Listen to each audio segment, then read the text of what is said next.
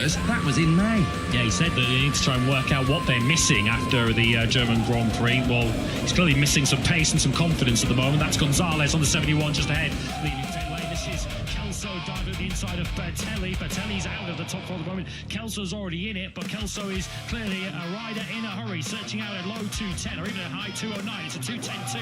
Bertelli does go to third, even with the overtake put on him into the Bell chicane by Kelso. Great job by John Kelso. That'll put a smile right across the British run MLab Grid Racing team. So a big weekend for them. It's their home GP here this weekend at Silverstone, and Joel Kelso is looking, provisionally at least, to join his teammate Eddie O'Shea up in Q2. Bertelli perhaps hampered there by Kelso, but did improve his time as well. He's third. The rider at risk is Cormac Buchanan. David Gonzalez, the 71 on the right-hand side of the shot, now finds himself just nudged out, courtesy of Kelso's lap time and also Bertelli's lap time there. So fifth for Gonzalez, but this big gaggle of riders all going to need to find a little bit of track to work their own lap times into.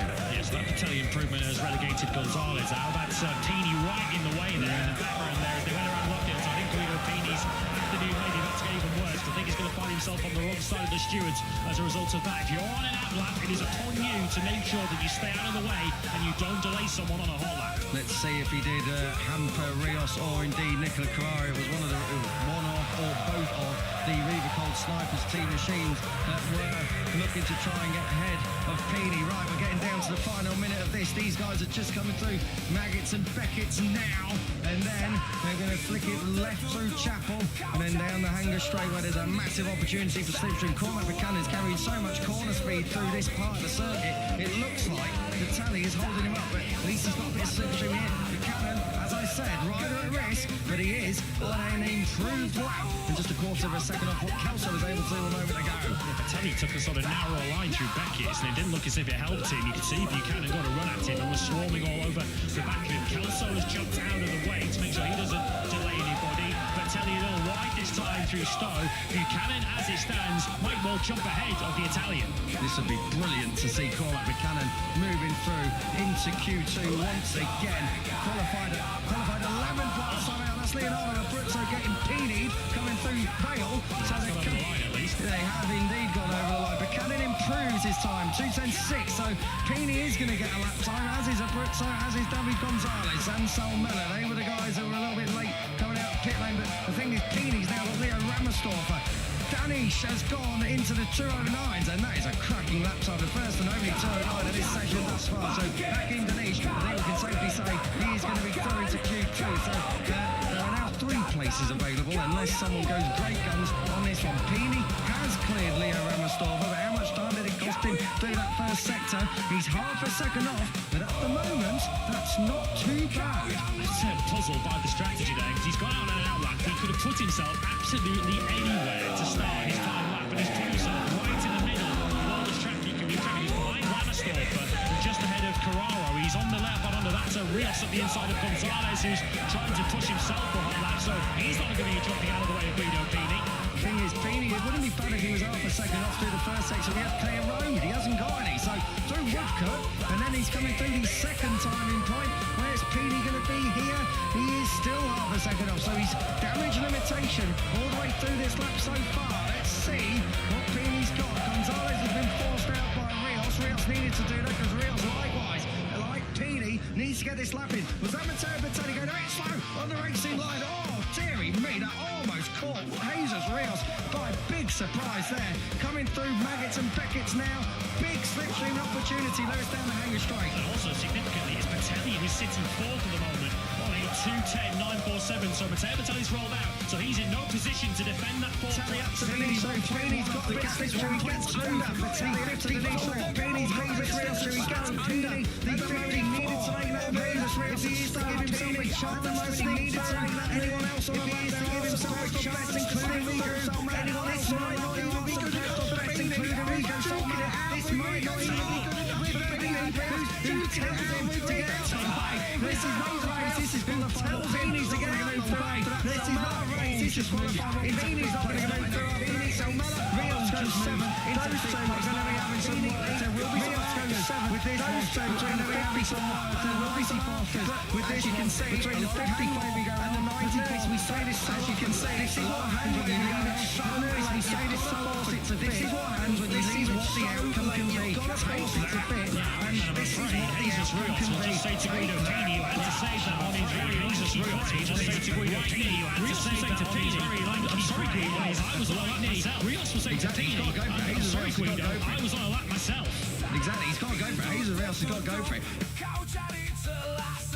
There's a proper old Marco Melandri style block pass. Set it up in one bit. There's a proper old Marco Melandri style block pass. He had to go for it.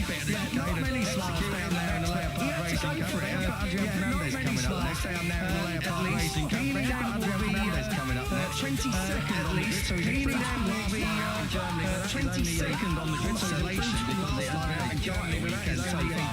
Jesus Rios.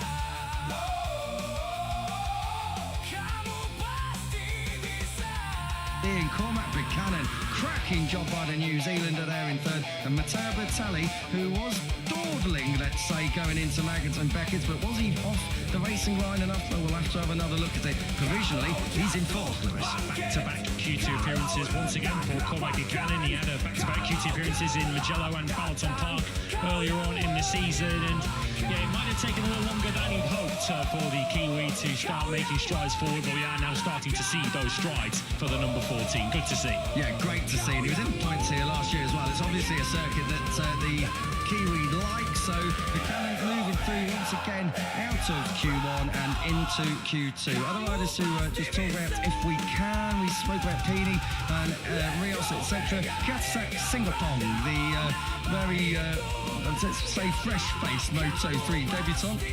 You'll be impressed with that himself and the Honda Team Asia machine, just getting ahead of Leonardo Brutto and likewise Leo Ramersdorf, a full-time rider, and Nicola Carrara. But they all chase Hakim Danish, who leads the charge into Q2. Yeah, 209.693 for Hakim Danish. Only 4 riders have gone faster than that so far this weekend. He tops Q1 ahead of Joel Kelso, Cormac Buchanan and Matteo Bertelli, who might yet find himself in a little bit of trouble for not picking the best place to get out of the way on his final lap. Salmela 5th from David Gonzalez, who will make his debut tomorrow from 20th place on the grid. But it is Danish who moves through to Q2. The battle for pole is up next.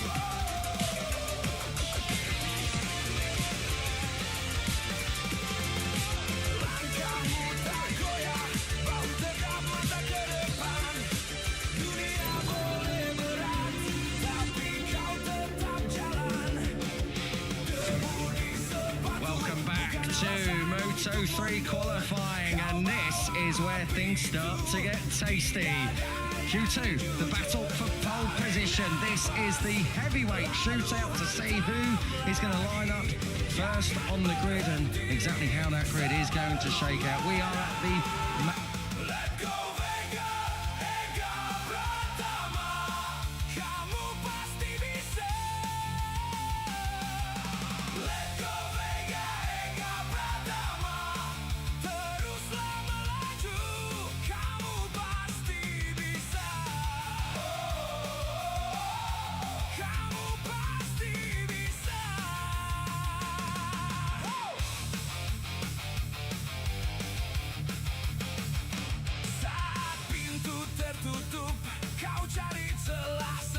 Q1 is all done and dusted as we tick off another session between now and the Tissot Sprint coming up at 4 o'clock local time. The fans, normally when we see an umbrella in the grandstand, it's because it's raining, but it's too warm for a sun-soaked British crowd this weekend who have all come to see some of the best racing they'll get all year. Qualifying 2 then, Valentin Peroni led practice yesterday, the first time since Catalunya that he has done so. Scott Ogden, Britain Scott Ogden, doing the business at home. He's there in second. They are both joined by Veda ega, Brian Ariarte, Casey O'Gorman, David Almanza.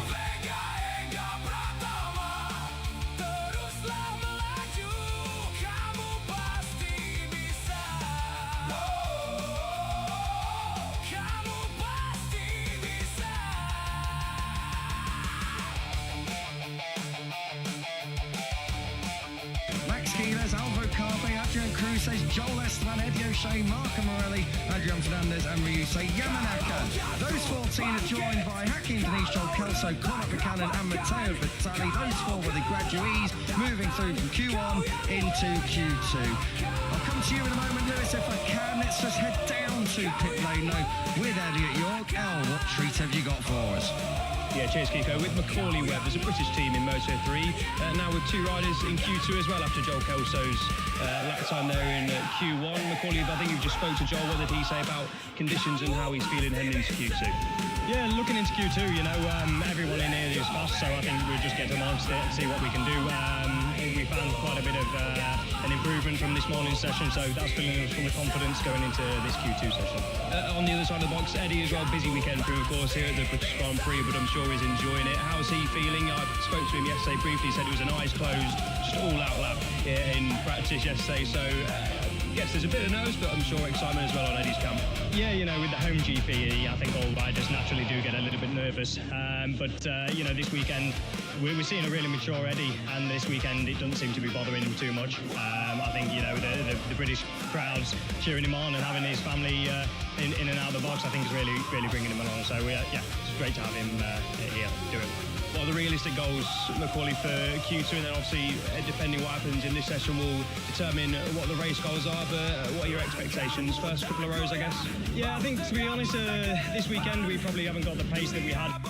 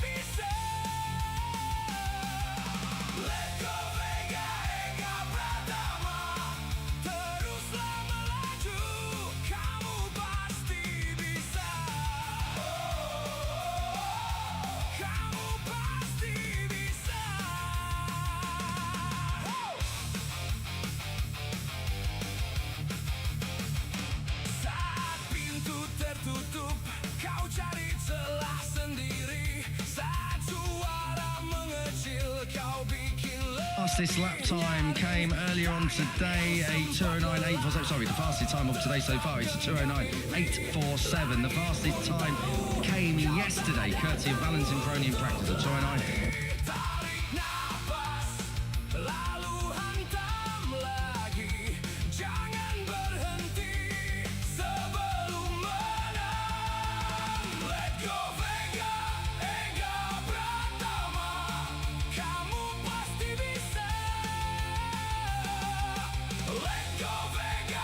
Five, 6, 8, so let's just see whether we get down towards anything like that. I'm fairly sure we are, because these are your fastest riders, and we've already been in the 2:09s courtesy of Hakeem Denise a little bit earlier on. The all-time lap record is a 2:09.104. That was set by Alvaro Carpe here last year, so just keep an eye on exactly what we get to see coming up in the next 15 minutes. The green flag is on, and Brian Ariarte is not. The team running up to Stall's bike, maybe. Yeah, I think so. So maybe just a little bit of a helping hand, and rather ironically, the rest of the riders who were going to go out and follow Brian Ariarte have all come to a walking pace. Well, not even.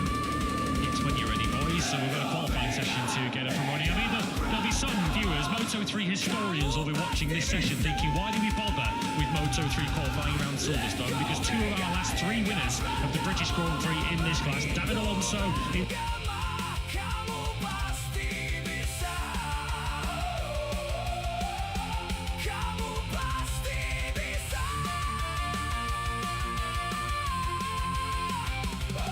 2023 and Jose Antonio Rueda here last year have won from the very back of the grid. So who needs qualifying, I guess some might be saying. Exactly. You never know what we may well be seeing tomorrow.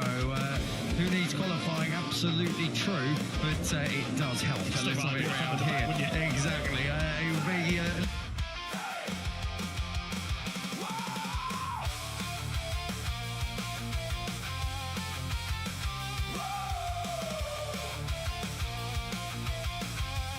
little bit of an arse to see 2 years running the rider at the very back of the grid to be making hay whilst the sun shines. But who knows what can happen no pressure, here. Nicola Carraro starting. I'm so glad you saved me there because I was scrambling to think who on earth finished last in Q1, but Nicola Carraro it was, of course. Right, now we got him down, getting down to the business end of this one because they are rolling out. It's a bit of teamwork perhaps being done by Keyless and Maradi. They'll probably one will lead one round on the opening run and the other will lead the other one round in the second one. Likewise for the CIP Green Power team. The CIP Green Power guys haven't scored points the last 2 GPs, but they worked very, very well yesterday, Lewis, to be second and 11th overall going into today's session. So just keep an eye on Ogden and Cruces in this one because they have got something up their sleeve. Yeah, Ogden's been on the front row, of course, here before. Impressive for Cruces, you have to say, to get himself straight into Q2. First time he's seen this place, and the summer break came at a good time for him, given the painful ending he had to the German Grand Prix, and his thanks certainly went to Joel Esteban for avoiding him in the gravel trap. So Cruces up inside the top 10 yesterday on that CIP Green Power KTM, and of course many of the fans in the grandstands here will be watching the teammate to Cruces, the pink 19 of Yorkshire's Scott Ogden.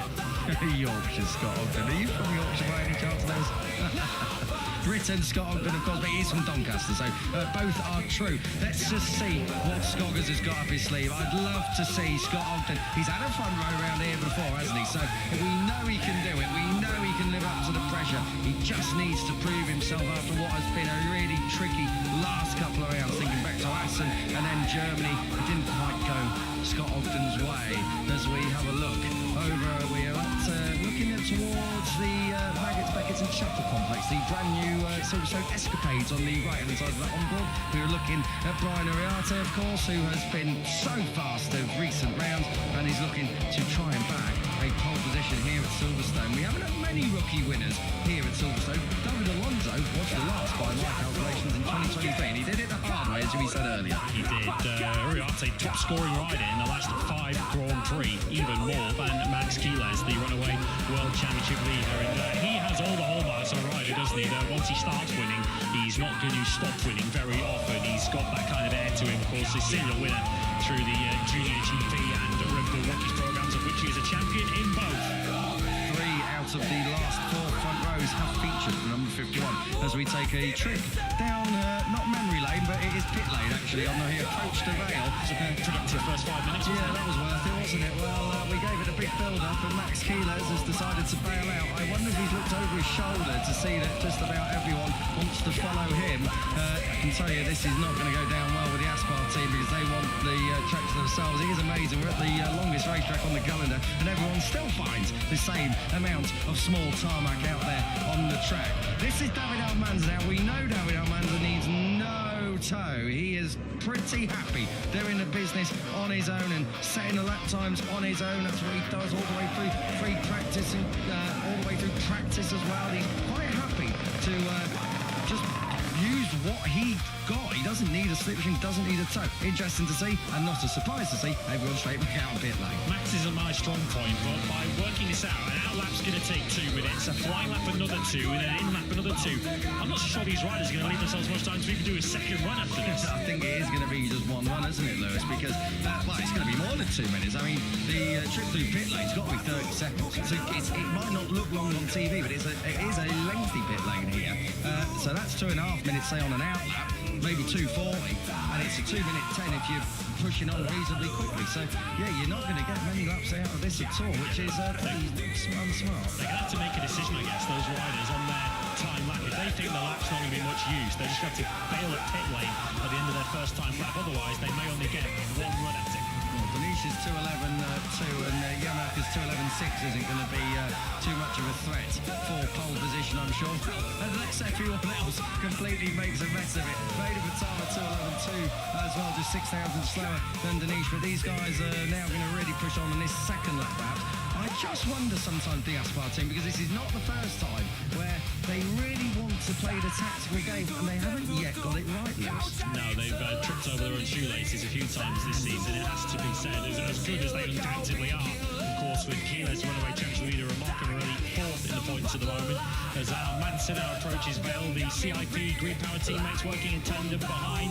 As Cruces breaks ahead of Ogden. Cruces is on a good lap at the moment, but Ogden is about 4 tenths up on him. Let's see what Almanza's got, because Almanza's the one who's most under the current lap time set by Denish. What is it from Almanza? 2:09.8. Okay, that's a bit more like it. Scott Ogden goes second on a 2:10.1. So Scott Ogden there in second and Cruces there in third. So for the moment at least, Alan Bronick can smile down there in the CIP Green Power team, because it's second and third for his guys. Joel Esteban just behind in terms of the track position and also in terms of purposes at the moment. Esteban in fourth place. He, like Casey O'Gorman, who I mentioned earlier on, his birthday celebrating.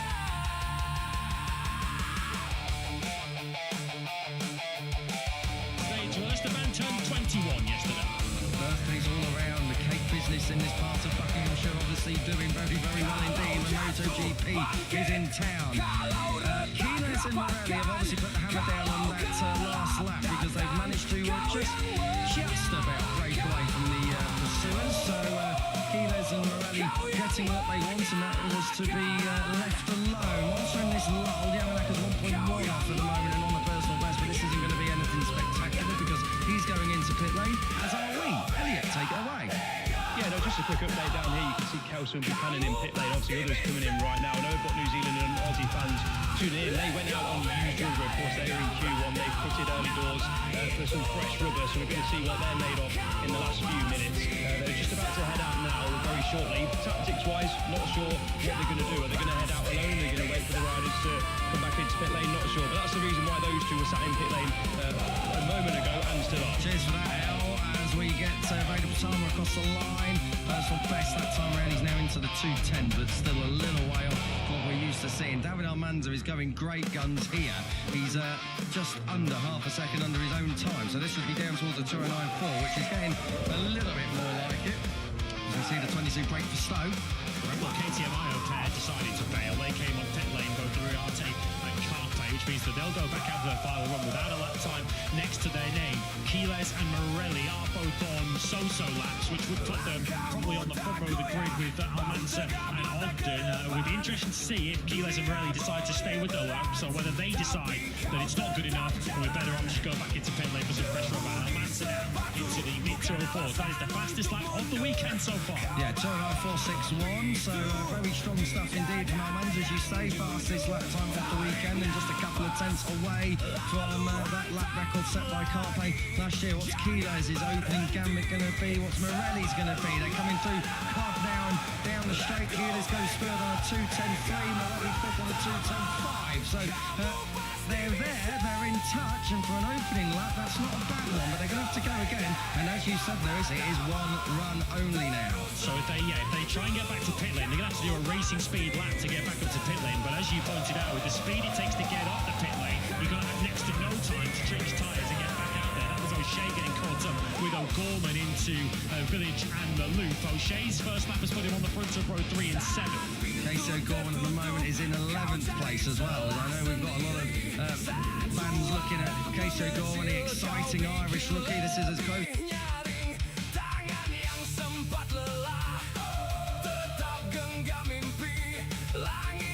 as he gets to it being a home GP, you could say. Matteo Bertelli's just ducking him up now. That's up in towards Brooklyn. So good stuff from Eddie O'Shea at the moment, up there in 7th place as he comes in lucky. He needs to clear Casey O'Gorman. I don't think he's going fast lap at all. But at the moment, O'Shea going pretty well in 7th. Best qualifying of this year was 6th by my reckoning over in Brno. So Elio Shea knocking on the doors of what would be a career best, not just a year best. With Keyless in Cox corner then. Keyless, of course, second in this Grand Prix last year behind the eventual champion Jose Antonio Rueda. He's got a massive gap to try and slot himself into behind Almanza, who is looking pretty comfortable at the moment, has to be said, on that 209.4. 3/4 of a second clear of the field as he chases what will be a fifth pole position of 2026. And there aren't many at the moment queuing up to try and depose it. There's some big names here, Lewis, not with a lap time at the moment. I'm looking at Valentin Ferroni, who was fastest yesterday. I'm looking at Brian Ariarte, who was fastest this morning, and your winner last time out, Alvaro Carpe, who started from pole here last year, courtesy of Jose Antonio Rueda, going to the back of the grid. Adrian Fernandez, of course, as well. Kelso has been brilliant in qualifying, not just this year, but here at Silverstone in years gone by. And Cormac McCannon, we know, is already out on used tyres, as was Kelso. So those two are waiting, but for the rest of them, there's some big names, there's some title contending names that haven't got back up. It's a huge crash, massive crash through turn 18, and our bike has taken a fly, as has Ryder. Max Keyless was coming through Club Corner, turn 18, and he has landed right in front of Occon's position here at Silverstone. That was an enormous crash for the number 28, your championship leader, by a 104-point margin. He's on the deck here at Silverstone, and he is being attended to right in front of our comms box. I can tell you he's moving, but the marshals are right with him. We may well be having a pause here because it is right as they ask for the power coming through turn 18 here at the end of this Silverstone lap. Max Keyless, while he was chasing a lap time, he was on a personal best, and this is what's happened. He was a little bit wide at the first part of Vale. He's coming through, he's all the way on the angle here, and just as he comes through turn 18, he asks for the power, and out the front door, Max Keyless takes a flyer here in the closing moments of Q2. He is now up on his feet outside our Cornish Rocks window and now walking away from the scenes, a bit too trigger happy on the throttle. He crosses the finish line before his bike does, and that is the end of Keyless's qualifying session, and he's holding his right arm there and his right wrist, which will certainly concern the Aspar team. Jorge Martinez, Aspar watches on your team, Barcelona there in the 4 shots there, so really, really dramatic scenes for Max Keyless. It looked like he was holding his wrist there. Let's see, but maybe even his ribs as well. He took an absolute beating. Thankfully he didn't get caught up with the bike because the bike was hurting towards the air fence as well. Wow, drama for your championship leader. Max Keyless third at the moment on the grid for tomorrow's Grand Prix as they all approach Stowe Corner. Less than 2 minutes. There were yellow flags for that, but I'm not sure anyone really benefited from it. Joel Esteban is up in 4th place at the moment, but these guys, when they come across the line, are going to be starting their final flying lap. Let's take Brian Ariarte across if we can. Half a second off at the moment with his opening flying lap. Here's Adrian Fernandez, who's got Cormac McCannon, a hard-charging Cormac McCannon, right up behind him. This is where Keyless went down. Ariarte across the line goes fifth. Moving up into second. Joe Kelso on the grid racing machine. Brilliant lap time from the 66. He came to Q1. He's gone into P2. Crucially, these riders all started that flying lap before Keyless had his crash. Because, of course, if you start the lap with yellow flags waving, then it can also be deleted. But they were ahead of Keyless's crash. So those lap times, unless they've exceeded track limits, will be valid. Carpe's lap did exceed track limits. His is not valid, so he still doesn't have a lap time next to his name with a minute to go. How many times have we seen Carpe need to do a World Superbike old-style super pole lap here? It's all or nothing with 1 to go and less than a minute on the clock. We're counting down to the checkered flag here. On the brakes, down in towards Brooklands we go with Carpe. We're following round the MC Helmets LSI duo of Dinesh and Yamanaka. Dinesh is half a second off. He is not really in touch here. He'll be in touch for a front row provisionally, but that is only as it stands through the 3rd sector. Almanza is sat in the pits at the moment. He's watching it with the rest of us. I think perhaps just that was the strategy of the session for Almanza. It's not a sign of confidence, but at the moment it's Peroni and Ogden who might well still have something to say for Almanza's 209.4. We need to see Ogden, we need to see Peroni, we need to see Carpe, we need to see everybody here in Moto3 Q2. Where do you look? Eyes on spins up here in commentary. Down to the braking area of Vale. Dinesh, big moment on the front end. He goes wide to the first part of turn 16. Look at Scott Ogden. A 10.5 lap through the 3rd sector. We're going to bring Dinesh over the line now. Does Dinesh go to the front row? Oh, yes, he does by half a second. He's just off Almanza, but he's provisionally P2. Right then, Ariarte versus Fernandez, but we need to be at the back of shot. We need to be looking at Scott Ogden. Here he is, looking to go on to pole position here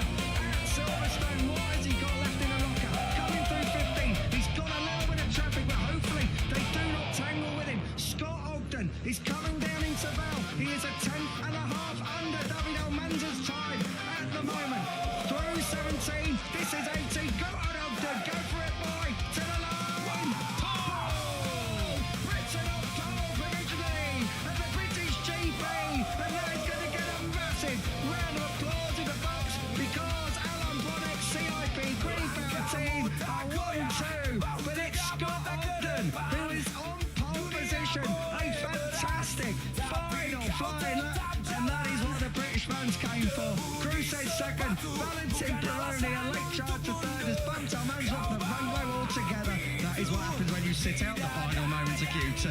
A second career pole for Scott Ogden, but to do it at the British Grand Prix, surely the best feeling he will have ever had in his Grand Prix career. It's a CIP 1-2, as you mentioned. Peroni's third, Almanza onto the second row for then of Carpe and Fernandez. We've got Uriarte seventh, Buchanan in eighth place. That will be an equal career best qualifying for the Kiwi, assuming no one relegates him down the order, and assuming Max Keeles is fit to start tomorrow's British Grand Prix, he'll be doing it from the fourth row. Provisionally, because we got these two on laps yet as well. Patama, I mean, a little bit off, but O'Shea is a second off. O'Shea with a second off could put him around his teammate. It could bump Keeles back to 12th. Good to see that we see Keeles now just with his helmet off and walking. We're down into Vale. What a qualifying session from Q1 through to Q2 and to the checkered flag. Eddie O'Shea, 15th at the moment. Is he going to be able to move through? Let's wait and see.